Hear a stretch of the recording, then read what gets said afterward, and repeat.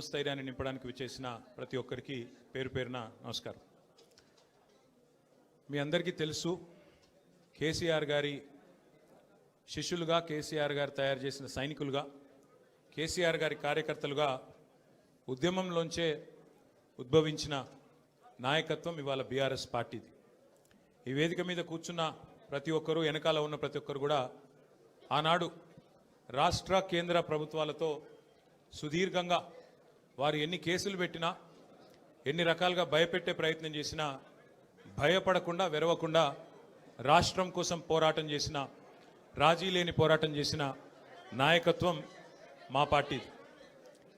రాష్ట్రం వచ్చింది, ఆ తర్వాత ప్రజలు ఆశీర్వదిస్తే మా పార్టీ అధికారంలోకి వచ్చింది, ప్రభుత్వం వచ్చింది. కేసీఆర్ గారి ఆశీర్వాదంతో నాకు మంత్రి పదవిలో పనిచేసే అవకాశం కూడా వచ్చింది. 10 ఏళ్ళు కేసీఆర్ గారి నాయకత్వంలో అనుక్షణం తెలంగాణ రాష్ట్రం కోసం, తెలంగాణ రాష్ట్ర అభివృద్ధి కోసం వివిధ హోదాల్లో పరిశ్రమల శాఖ మంత్రిగా, టెక్నాలజీ రంగానికి మంత్రిగా, అట్లాగే మున్సిపల్ వ్యవహారాల మంత్రిగా అనుక్షణం ప్రజల కోసం పనిచేశాం తప్ప, రాష్ట్రం కోసం పనిచేశాం తప్ప ఎన్నడూ కూడా తప్పుడు పనులు, పొరపాటును కూడా చేయలేదు. మా కేసీఆర్ గారు ఎప్పుడు ఒకటి చెప్తా ఉంటారు, రాజకీయం అనేది గేమ్ కాదు, మనకు సంబంధించినంత వరకు మనం తెచ్చిన ఈ రాష్ట్రంలో మనకు ఒక టాస్క్ అని. అంతే నిబద్ధతతో 10 ఏళ్ళు చాలా సిన్సియర్గా రాష్ట్రం కోసం పనిచేశాం. అన్ని రకాలుగా మా నియోజకవర్గాలను ఎట్లా బాగు చేయాలి, మా జిల్లాలు ఎట్లా బాగు చేయాలి, మన పల్లెలు ఎట్లా బాగుండాలి, ఏ టాస్క్ మాకు మా నాయకుడు ఇస్తే, ప్రజలు ఇస్తే దాని నిబద్ధతతో తెలంగాణని గొప్పగా తీర్చిదిద్దేదానికి తాపత్రయపడుతూ అందరం కూడా సమిష్టిగా పనిచేసినాం. మేమెన్నడూ టైంపాస్ కార్యక్రమాలు చేయలేదు. ప్రత్యర్థుల కుటుంబాలను రాజకీయాల్లోకి లాగి, ప్రత్యర్థుల పిల్లల మీద బురద జల్లి, ప్రతిపక్షాల మీద కేసులు పెట్టి, ప్రతిపక్షాలను మరి కావాలని హరాస్మెంట్ చేసి ఆ టైప్లో టైంపాస్ పని చేయలేదు.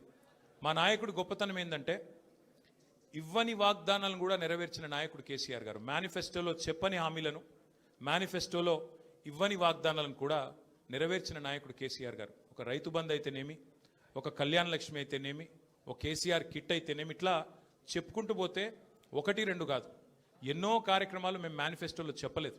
కానీ చెప్పకపోయినా ప్రజాహితం కోసం మరి 10 ఏళ్ల పాటు మేము పనిచేసాం.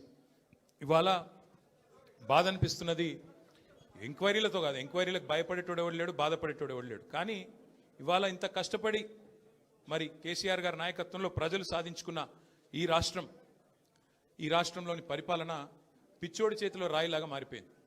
పరిపాలన మీద దృష్టి లేదు, పరిపాలన చేత కాదు, ప్రజలకిచ్చిన హామీలు నెరవేర్చే సత్తా లేదు. అసమర్థుడి జీవనయాత్రలాగా ఈ 2 ఏళ్ళు ఏదో నెట్టుకుంటూ టైంపాస్ చేసుకుంటూ వచ్చినారు. ఒక్కొక్క రోజు ఒక్కొక్క డ్రామా. కొన్ని రోజులు కాళేశ్వరం పేరిట డ్రామా, కొన్ని రోజులు గొర్రెల స్కామ్ అని డ్రామా, కొన్ని రోజులు ఫార్ములా ఈ పేరిట డ్రామా, మరికొన్ని రోజులు ఫోన్ ట్యాపింగ్ అని చెప్పి డ్రామా.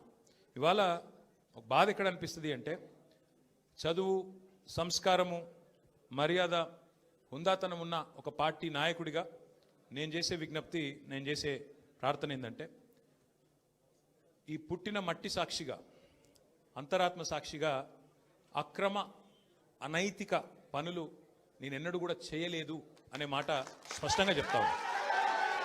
ఈ రెండేళ్లలో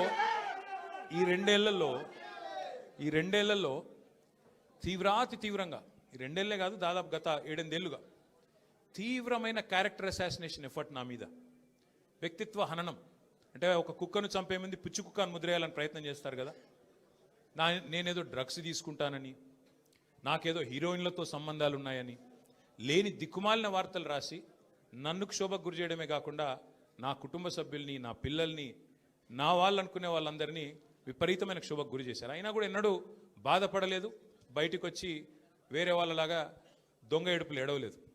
నేను నిబద్ధతతో పనిచేసిన నాయకుని కాబట్టి ఎవరికి భయపడకుండా 2 ఏళ్లుగా తలవంచకుండా పోరాటం చేస్తూ ఉన్నాను. ఇవాళ నేను ఏదో టెలిఫోన్ ట్యాపింగ్లో ఏదో విచారణ క్రమాన్ని పిలిచారు, బరాబర్ పోతాం, పోయి అడుగుతా. ఏమడుగుతా? ఏం తప్పు చేసింది మా ప్రభుత్వం అని అడుగుతా, ఎక్కడ తప్పు జరిగింది అని అడుగుతా. ఇవాళ వారు సమాధానాలు చెప్పాలి నాకు. గత 2 ఏళ్లుగా ఈ ఫోన్ ట్యాపింగ్ పేరిట ఒక డైలీ సీరియల్ మాదిరిగా, అంతులేని కథ మాదిరిగా లీకుల రూపంలో ఏదైతే మా వ్యక్తిత్వ హననం జరుగుతుందో దానికి బాధ్యులు ఎవరు అని అడుగుతా. ఎవరో హీరోయిన్ల ఫోన్లు ట్యాప్ అయినాయని మీరే ఒక 2 నెలలు నడిపిస్తారు డ్రామా. పోలీసు వాళ్ళు, కాంగ్రెస్ పార్టీ వాళ్ళు మీరే లీకులు ఇస్తారు, మీరే రాయిస్తారు, మీరే మళ్ళీ మీదికెళ్ళి మా వ్యక్తిత్వ హననం చేసే ప్రయత్నం చేస్తారు. ఇక వీళ్ళని బెదిరించిందట, వాళ్ళని బెదిరించిందట అని మీరే రాపిస్తారు 2 నెలలు. మళ్ళీ 3వ నెలలో మీరే రాపిస్తారు. ఏ హీరోయిన్ల ఫోన్ ట్యాప్ కాలేదు, ఎవరిది కాలేదు, అంతా బోగస్, ఇన్ని రోజులు మేము చెప్పిందంతా తూచ్ అని చెప్పి మళ్ళీ మీరే రాయిస్తారు. మరి నా పరువుకి, నా ప్రతిష్టకు కలిగిన నష్టానికి ఎవడు బాధ్యుడు? రేవంత్ రెడ్డి బాధ్యుడా? ఈ లీకులు ఇచ్చిన పోలీసు వాళ్ళు బాధ్యులా? రాసిన మీడియా వాళ్ళు బాధ్యులా? నేను అడుగుతా. అట్లా ఇంకో మాట కూడా నేను అడుగుతా. ఈరోజు ఇవాళ మీరు ఏ అధికారి అయినా, ఈ రాష్ట్రంలో పోలీస్ అధికారి ఈరోజు రాష్ట్రంలో ఫోన్లు ట్యాప్ జరగడం లేదు అని చెప్తాడా? ముందుకొచ్చి మీ కెమెరా ముందుకొచ్చి చెప్పే ఒక్క పోలీసోడు ఉన్నాడా? డీజీపీ శివధర్ రెడ్డి ముందుకు వస్తాడా? ఐజీ ఇంటెలిజెన్స్ ముందుకు వస్తాడా? కమిషనర్ సజ్జరాన్ ముందుకు వస్తాడా? వాళ్ళకి తెలుసు పోలీసు వాళ్ళకు. భారతదేశంలో స్వాతంత్రం వచ్చిన తర్వాత ఆనాటి నుంచి ఈనాటి వరకు, నెహ్రూ గారి టైం నుంచి ఈరోజు మోడీ గారి టైం దాకా గూఢాచారి వ్యవస్థలు ఎప్పటికప్పుడు పనిచేస్తూనే ఉంటాయి. గూఢాచారి వ్యవస్థ ఎందుకు పనిచేస్తుంది? పోలీస్ నిఘా వ్యవస్థ ఎందుకు పనిచేస్తుంది? ఎవరన్నా ప్రభుత్వాలను అస్థిరపరిచే కుట్ర చేసినా, దేశంలో శాంతి భద్రతల సమస్య తలెత్తే విధంగా వ్యవహారం చేసినా, లా అండ్ ఆర్డర్ ఇష్యూ వచ్చే విధంగా ఏమైనా అపభ్రష్టపు పనులు చేసినా వాటిని నిరోధించడానికి డెఫినెట్గా పోలీస్ వ్యవస్థ తన పని తాను చేసుకుంటూ పోతుంది. 2015లో మన తెలంగాణ రాష్ట్రం ఏర్పడ్డ తొలినాళ్లలో మా ఎమ్మెల్యే గారిని ఒకరిని కొనడానికి ఒక దొంగ 50 లక్షల రూపాయల బ్యాగ్తో వచ్చి దొరికిండు. దొరికిన తర్వాత ఆ దొంగ మీద ఏమైనా నిఘా పెట్టిండ్రేమో పోలీసులు. మాకేం తెలుసు? మాకేం సంబంధం? పోలీసులు దొంగలు, వాళ్ళకు సంబంధం ఉంటుంది. మాకేం సంబంధం మధ్యలో రాజకీయ నాయకత్వానికి? ఇవాళ వాస్తవం ఏంది? 2015లో ఏ దొంగనైతే దొరికిండో 50 లక్షల రూపాయలతో అడ్డంగా రాష్ట్రం మొత్తం చూస్తుండగా ఆ దొంగ ముఖ్యమంత్రి అయి కూర్చున్నాడు. ఆ దొంగకి ఏమనిపిస్తున్నది? మిగతా వాళ్ళు కూడా నా లెక్కనే రాజకీయ నాయకులందరూ దొంగ పనులు చేస్తారు, మిగతా వాళ్ళు కూడా నాలాగనే బురద అంటియాలి, వాళ్ళను బదనాం చేయాలి. అందుకే ఏం చేస్తున్నాడు? విచారణ పేరిట ఆదేశాలు జారీ చేస్తూ ఉన్నాడు. ఒక 3 రోజుల కిందట హరీష్ రావు గారు ఒక ప్రెస్ మీట్ పెట్టినారు తెలంగాణ భవన్లో. ఏమని మాట్లాడినారు?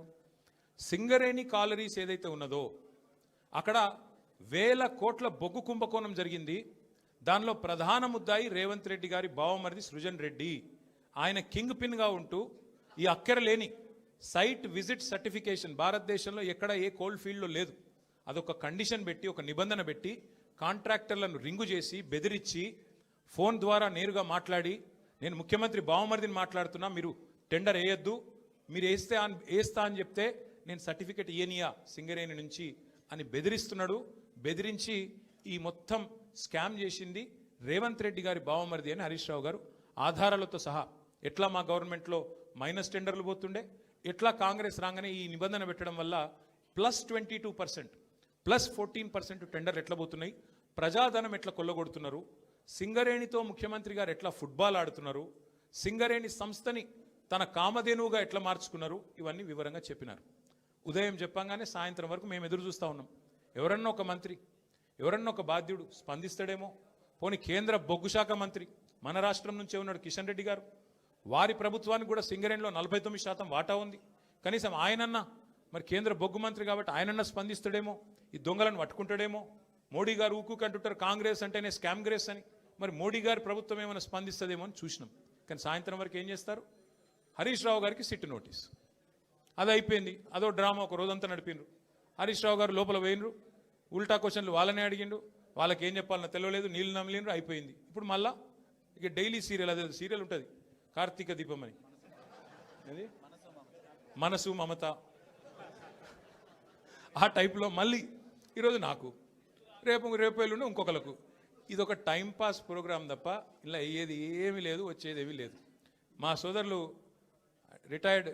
వాలంటరీ రిటైర్మెంట్ తీసుకున్న additional director general of police RS Praveen గారు మిగతా విషయాలు మీకు అన్నీ చెప్తారు, నేను ఎక్కువ చెప్పా. ఎందుకంటే వారు ఇటున్నారు, వారు అన్ని విషయాలు వారు వివరంగా చెప్తారు. ఎందుకంటే వారు గతంలో ఐపీఎస్ ఆఫీసర్గా పనిచేసినారు, వారి తర్వాత ప్రెస్ మీట్ పెట్టి అన్నీ చెప్తారు. కానీ ఒకటి మాత్రం వాస్తవం, ఇవాళ రేవంత్ రెడ్డి గారు ఆయన దొంగ కాబట్టి, అడ్డంగా దొరికిన దొంగ కాబట్టి, ఇంకా దొంగ పనులు చేస్తూనే ఉన్నాడు కాబట్టి, అదేదో సినిమాలో బ్రహ్మానందం గారు దొంగ ఉంటాడు, ఉరికూరికి దొరికిపోతుంటాడు.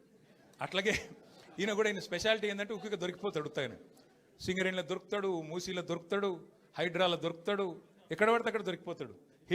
హిల్ట్ కుంభకోణంలో దొరుకుతాడు, లగచర్లలో దొరికిపోతాడు. దొంగ ఫాస్ట్గా దొరికిపోవడం రేవంత్ రెడ్డి గారి స్పెషాలిటీ. ఇంకా విచిత్రం ఏంటంటే ఇవాళ ఒక దొంగ లేడు ఈ రాష్ట్రంలో, దండుపాలెం ముఠా ఉంది ఈరోజు. క్యాబినెట్ ఎవరిది వాళ్ళు అందిన కాడికి దోచుకోనే స్కీమ్లో భాగంగా ఈరోజు వాళ్ళు దోచుకుంటా ఉన్నారు. ఆ దోపిడీని మేము బయట పెడుతుంటే వాళ్ళకి ఎక్కడ లేని మంట వస్తున్నది మా మీద. మాకేం ఫరక్ పడది. మీకు తెలియదు కానీ మీడియా వాళ్ళు మీరు కూడా మాకు తెలియకుండానే సాయం చేస్తున్నారు. మీరేమనుకుంటారంటే ముఖ్యమంత్రి చెప్పిండు మేము ఇట్లా కేసు నోటీసులు వచ్చినాయి, మరి వీళ్ళని ఏదో విచారిస్తున్నారు అని చెప్పి లోపల మేము పోగానే ప్లేట్ బ్రేకింగ్లు పెట్టి గుచ్చి అడుగుతుండ్రు అని మీరు పెడతారు. మాకేం బాధ లేదు, ఎందుకంటే 100 కోట్ల పబ్లిసిటీ మీరు ఫ్రీగా మాకు ఇస్తున్నారు. మాకేం బాధ లేదు. తప్పు చేసినోడు భయపడతాడు, తప్పు చేయనోళ్ళు ఎవరికి భయపడాడు. రేవంత్ రెడ్డి కాదు, వాని జేజమ్మకు కూడా భయపడే సమస్య లేదు. ముమ్మాటికి ఒకటి మాత్రం పక్కా, ఈ కేసు ఇంతటితో మేము వదిలిపెట్టాం. నా క్యారెక్టర్ అసాసినేషన్కి బాధ్యులైన రేవంత్ రెడ్డిని ఆయన తొత్తులుగా పనిచేస్తున్న పోలీసులు కొంతమంది, అందరినీ కాదు, కొంతమంది పోలీసులు ఎవరైతే ఉన్నారో ఆయన తొత్తులుగా, ఆయన అడుగులకు మడుగులతో పనిచేస్తున్నారో వాళ్ళని నేను కూడా వదిలిపెట్టాను. ఎందుకు వదిలిపెట్టను? ఎందుకంటే నా వ్యక్తిత్వం హననం చేస్తూ ఉన్నారు. లేని లింకులు అంటగట్టి, లేని రంకులు అంటగట్టి, నాకు ఇష్టం ఉన్నట్టు ఎవరెవరో యాక్టర్లకు లింకులు పెట్టి చిల్లర రాజకీయం ఏదైతే చేస్తున్నారో ఈ విషయంలో నేను మాత్రం వదిలిపెట్టను. మీరేదో ఇవాళ ముఖ్యమంత్రి హార్వర్డ్కి పోయిండు, ఆడ వచ్చిరాని ఇంగ్లీష్లో ఏం నేర్చుకుంటుండో ఏం తెచ్చిండో కానీ ఆయన వచ్చే వరకు టైంపాస్ చేద్దాము అని చెప్పి మీరు డ్రామా చేస్తున్నారు. మాకు తెలుసు, ధారావాహికలాగా నడుపుతా ఉన్నారు. మాకేం ఇబ్బంది లేదు. మీరు ఎన్నిసార్లు పిలిచినా వస్తాం, ఎందుకంటే చట్టాన్ని గౌరవించే పౌరులం. తప్పకుండా వస్తాం. మేము తప్పు చేయలేదన్న మాటనే చెప్తాము. మీరు ఎన్ని రకాల డైవర్షన్ గేమ్లు ఆడినా మేము మాత్రం అర్జునుడి కన్ను ఎట్లయితే ఆనాడు తన గురి మీదనే ఉండనో అట్లే మా గురి మొత్తం కూడా ఈ ప్రభుత్వ అసమర్థత మీద, మీ అవినీతి మీద, మీరు ప్రజలకిచ్చి ఎగ్గొడుతున్న హామీల మీద, యనుమల రేవంత్ రెడ్డి ఎగవేతల రేవంత్ రెడ్డికి ఎట్లా మారిపోయిండో అన్న దాని మీద 420 హామీలు ఇచ్చి ఇప్పటి వరకు 4 హామీలు కూడా నెరవేర్చకుండా ఎట్లా ఈ లుచ్చా పనులు చేస్తున్నాడో వీటిని ఎండగడుతూనే ఉంటాం. 100% వదిలిపెట్టకుండా ప్రాణం పోయేదాకా పోరాడుతూనే ఉంటాం. ఎవరికి భయపడకుండా, ఎవరికి తలవంచకుండా నిఖార్సైన తెలంగాణ బిడ్డలుగా, కేసీఆర్ గారి సైనికులుగా, కేసీఆర్ గారిని తిరిగి ముఖ్యమంత్రి చేసేదాకా మేమందరం కలిసికట్టుగా పనిచేస్తూ ఉంటామని చెప్పి తెలియజేస్తూ మీ అందరికీ కూడా సంఘీభావం చెప్పడానికి వచ్చిన ప్రతి ఒక్కరికి మళ్ళొకసారి ధన్యవాదాలు తెలియజేస్తూ